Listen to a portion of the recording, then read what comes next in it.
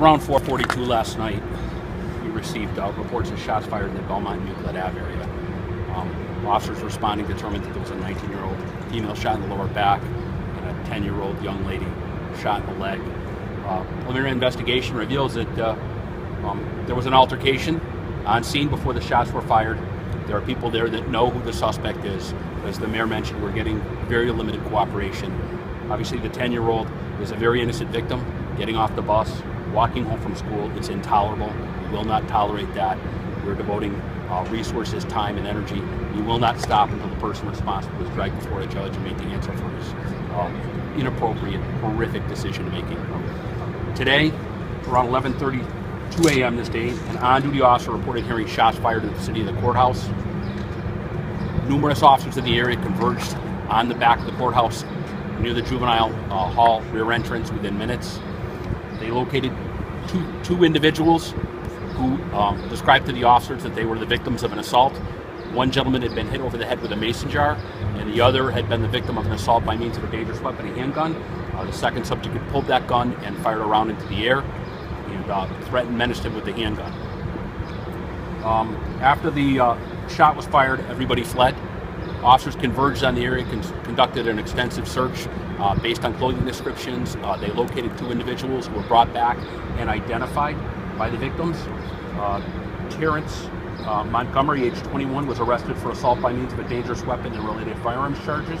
And Stephen Kita, age 21, was arrested for assault and battery by dangerous weapon, a glass bottle. This is not a random incident. It's the result of gang activity. The suspects are gang involved. There seems to be a common theme amongst the shootings and violent incidents in the city. Organized gang-related illicit gun and illicit drug and narcotic sales activity. What is troubling is that these individuals have very little thought in regards to consequences to innocent bystanders.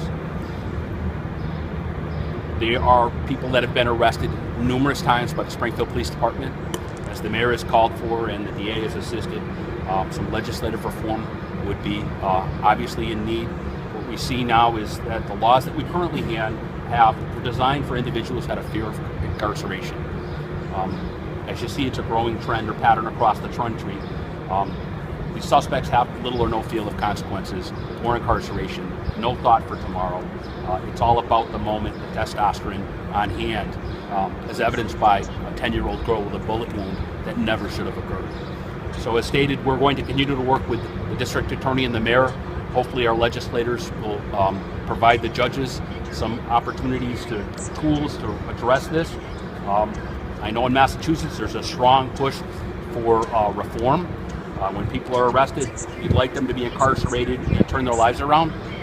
But some individuals don't want to reform. And jail should also be a place where they're stored so that they're no longer a menace to society.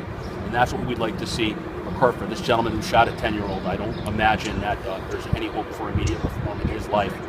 We're going to continue to focus on these individuals. We're going to continue to work with the district attorney. He's going to talk about our collaborative efforts to try and work on these high-profile, prolific offenders and to